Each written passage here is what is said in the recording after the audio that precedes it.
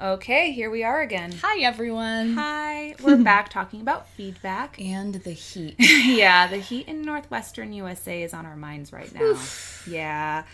We're recording this in 107 degrees Fahrenheit in Seattle. Yikes. What is that? 40 degrees Celsius? Yeah, 41, 42. Oof. That is just how committed we are to recording this episode. Yep, so back to business. Back to business. In episode 4, we zoomed in on errors and our general approach to giving feedback. Why give feedback? What to focus on? So today we're going to turn our focus to the question of how to give feedback. We'll be talking about oral feedback we give in the classroom, recasts, and the like. Are you ready, Anna? Let's do it.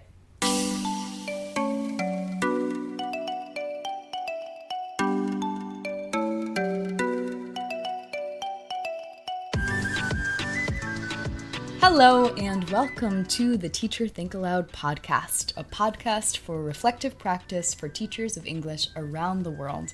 I'm your co-host, Shay. And I'm Anna.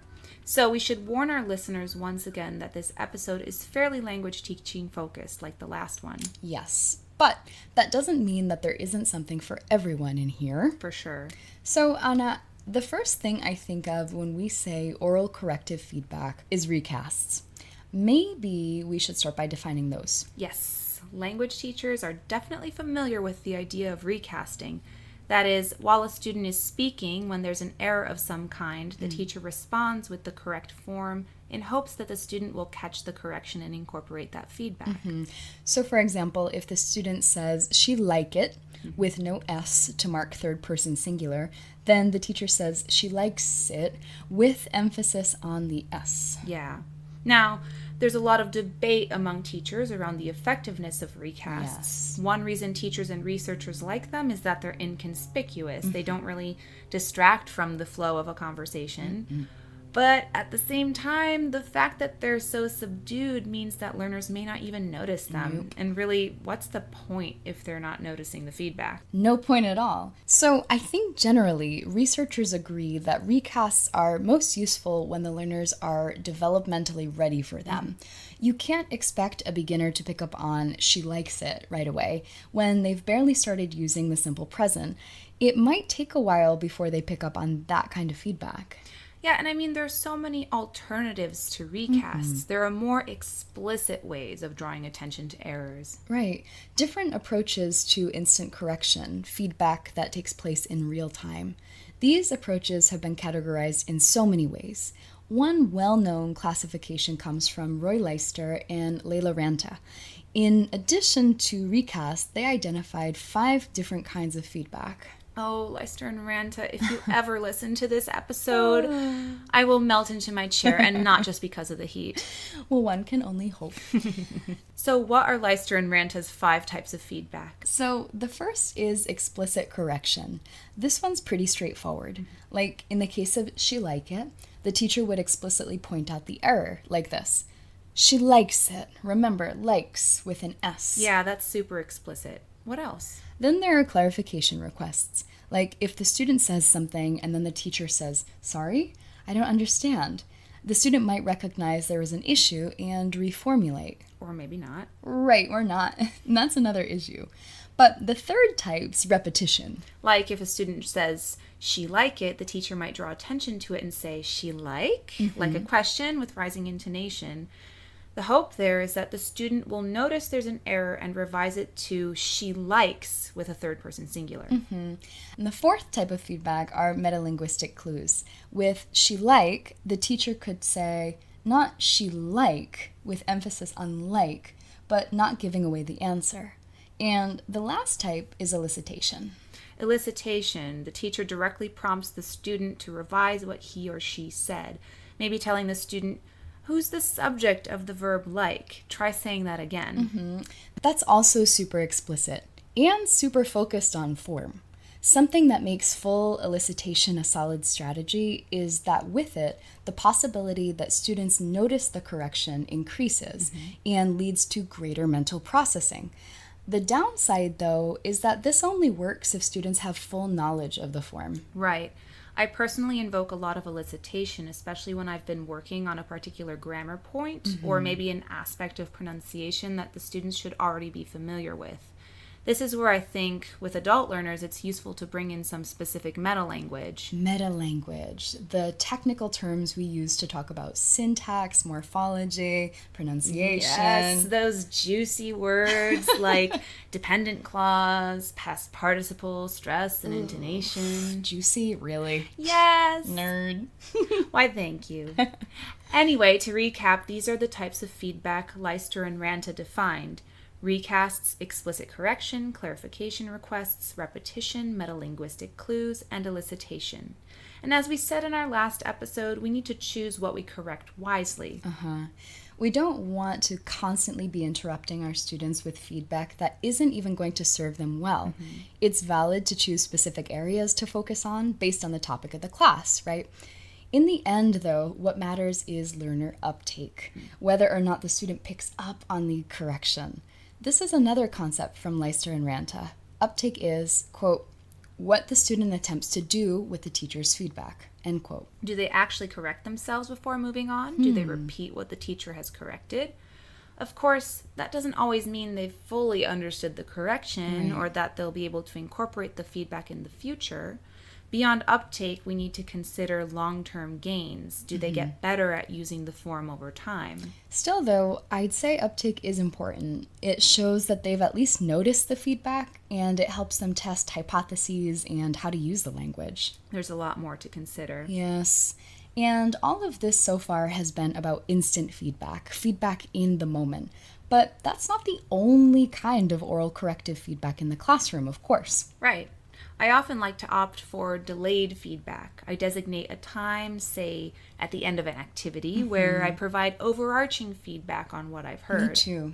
Yeah. As the class proceeds, I write down patterns I hear, frequent errors, as well as some of the things I hear students doing well. Then, at the end, I'll synthesize my feedback for the whole class. I write out some of the phrases with errors I heard and ask the class to spot and correct the errors together. Honestly, I tend to prefer this kind of feedback. I hate to interrupt the flow of a discussion, so I opt to provide feedback to the group after the fact. This way, I'm also not singling out individual students. Yeah, it can be really intimidating to get feedback in the moment from an instructor. Doing it as a whole group can really take the pressure off and turn into a learner-oriented activity.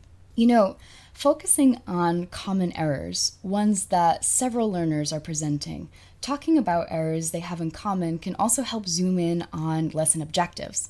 Let's say the objective is to practice phrases for making invitations. If in an activity you hear students saying, "Would you like go to the movies?" you can write that down and bring it up again later. Explain to them that it's great that they're using this common form, just don't forget the to in like to go. By bringing this up, you're focusing in on the specific objective. Also, if they're overusing a certain form, you can use the opportunity to provide some alternatives. Say they're using the word sure over and over to accept an invitation. That's fine, and you can tell students that you heard them using it correctly, and that's great. But you could provide alternatives such as I'd love to encourage them to diversify their language at this point. And I like that you're not just commenting on negatives, but reinforcing when they're doing something right. If you've heard some, but not all, of them use a less common form, like, why don't we go to the movies? A negative question for an invitation, well, you can bring that up and say, I heard some of you say this, and that was great. The students who didn't use that form might be encouraged to use it in the future, and those who did use it well will feel reinforced and encouraged. I agree. I feel like positive feedback is just as critical as corrective feedback. But we have to stay away from those generalized forms of encouragement too, like good job or nice work. Those generic pieces of feedback don't do anything for the learner in terms of outcomes. Right. Well, positive encouragement might not lead directly to improved outcomes per se, but if we think about the effective filter, Krashen's effective filter hypothesis. Yes. The effective filter, basically, learners' ability to learn is constrained by a force field of emotions. Their emotional readiness determines what comes through that barrier. A force field. I love that. In other words, they can't learn if they're overwhelmed and uncomfortable. So positive feedback in the moment can help make students more comfortable, which could then potentially help them to perform better and retain information. Right. So maybe we try to make positive reinforcement more specific. I appreciate the way that you said this, and you specify, right? Will have more of an uplifting effect for your learners than something more generic. I think that this also works hand in hand with perhaps putting off corrective feedback until the end, since interrupting a learner mid-sentence could lead to increasing one's effective filter or force field, causing the learner to then shut down. Right. Of course, the downside of waiting until the end to provide feedback is that it may feel disconnected from context, but I still think it's a valid practice. Sure. If you find a nice balance between in the moment and after the fact corrective feedback, your students will ultimately benefit and grow. Yeah, this is another case of an integrated approach where balancing several strategies will lead to the best results. That's right. So, as usual, let's wrap up with some questions for reflection. What kind of oral corrective feedback do you tend to rely on? Do you prefer to correct in the moment or after the fact? We hope you'll keep this episode in mind and track your use of oral feedback as you continue teaching. We'd love to hear about your own self-observations and about what has worked best for you and your students. You can join the conversation on our various social media accounts. Email us via our contact form at teacherthinkaloud.com or comment via Twitter, Instagram, or Facebook. We welcome your reflections, questions, and ideas. For more resources and references on today's topic, take a look at our website and our podcast's anchor page, anchor.fm/teacherthinkaloud. Thanks so much for joining us on the Teacher Think Aloud podcast, and until next time, happy teaching. And happy reflecting.